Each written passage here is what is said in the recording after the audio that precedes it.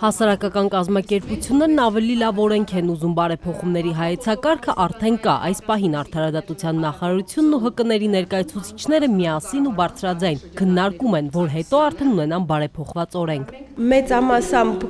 այն է, ինչ չկա օրենքում եւ նորույթ է Հայաստանում օրենսդրական տեսակետից, կամ կա, սակայն թերի է եւ որոշակի բարեփոխում է։ Ֆինանսական անկախությունից անվանումներից մինչև դրամական միջոցների հայթայթում ՀԿ-ները քննարկել են ու ներկայացրել Արդարադատության նախարարություն։ Նախարարության ներկայացուցիչը պատրաստ է լսել բոլոր առաջարկները։ Նոր ուղղությունների հիման վրա մշակվել է սույն օրենքի նախագիծը։ Նախագիծը առաջին անգամ դրվեց հանրային քննարկման նախորդ տարի դեկտեմբեր ամսին, քննարկվեց հասարակական կազմակերպությունների հետ միասին, այնուհետև հասարակական կազմակերպությունների